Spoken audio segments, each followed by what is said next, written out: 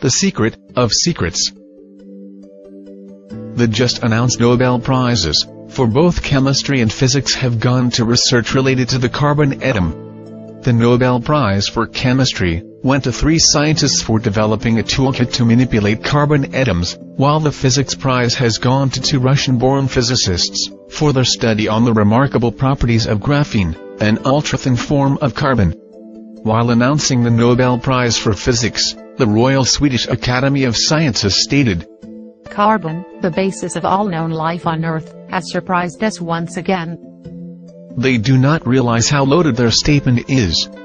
For what we have seen in graphene is only a small glimpse of the wonders that carbon is capable of, especially what awaits us in the very near future.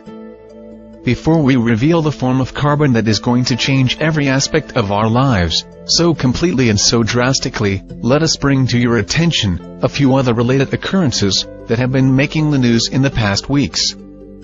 Recently there was a flurry of concern in the scientific circles regarding the discovery of the sun's influence on the decay of radioactive elements on Earth. It was found that some kind of strange emissions from the sun are causing matter to mutate on Earth. Its influence on the decay rates of elements like carbon-14 has been especially worrisome and unexpected. Carbon, as previously stated, is the basic building block of life, as we know it. And carbon-12 is the most abundant form of carbon, accounting for about 99% of all known forms of carbon. It is the isotope of carbon that consists of 6 protons, 6 electrons and 6 neutrons. 6, 6, 6. Does that sound familiar? After oxygen, the second most abundant element in the human body is carbon-12. On cremation, the body returns to its carbon-12 state. After hydrogen, helium and oxygen, which are all gases, carbon-12 is the most abundant element in the universe. Carbon-12 is also one of the 5 elements that make up the human DNA. Thus carbon-12 is indeed the most crucial element as far as life as we know today is concerned. This is probably what the writer of the Revelation meant when he said that 666 was the number of man, or number of the beast. It is the number of carbon-12, which is the basis of man's physical body, which ties him to the physical universe. This is especially significant when we understand what transmutation awaits this carbon-12, which will bestow man such superhuman powers that will make every technological advancement till date completely redundant. Every secret has a time to reveal, a time to celebrate. It is now time to reveal the secret of all secrets, the secret of alchemy, the secret of the philosopher's stone, that which transmutes, in a symbolic sense, lead to gold, the secret of the elixir of life, the secret of amrita, or ambrosia, the nectar of immortality, the secret of something we shall label ascension, since its primary function is to aid the coming ascension, to form a portal into the higher dimension, the secret of carbon-7. Carbon-7 is the hitherto undiscovered isotope of carbon, which has 6 electrons, 6 protons and only 1 neutron. It is the material equivalent of the Kundalini system as well as Metatron's cube. Like iron has the ability of sustaining a magnetic field around it, carbon-7 has the uncanny ability to carry hyperdimensional fields, such as fields of thought, around it. Thus it can amplify thought and other hyperdimensional fields, just as the iron and copper in a transformer can amplify magnetic fields. Naturally, it is formed in the brains of spiritual adepts when they have out-of-body experiences or perform other supernatural phenomena, such as bilocation or materialization, etc. During such time the glow, or halo, that is formed around the heads of these highly evolved beings is actually due to the excess neutrons produced when carbon-12 transmutes to carbon-7 inside their brains. However, this carbon-7 quickly decays to other stabler forms of matter. Hence it is almost impossible to detect carbon-7 directly in the human body. History and religion has offered us many clues as to the identity of this most wondrous material through cryptic notations, symbols, and enigmatic texts.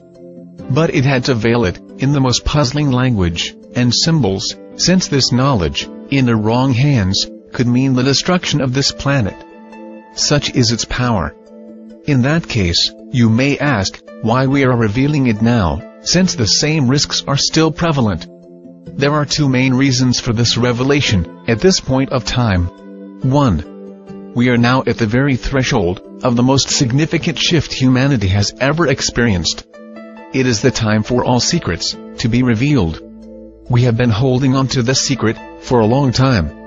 And nature has spoken, through signs, that the time for this secret too has come too. Although the atomic structure and the properties of this wondrous material are revealed here, it is extremely difficult to synthesize carbon-7 in a laboratory, other than in expensive particle accelerators. In the Kundalini system, this 661 configuration is represented by the male and female counterparts of the 6 lower chakras, and the 7th chakra, which is the neutral Sahasrara. In Judaism, Metatron, who is considered to be God's mediator with man, is often represented by a cube formed by 13 circles, comprising of one central circle, surrounded by 6 inner and 6 outer circles.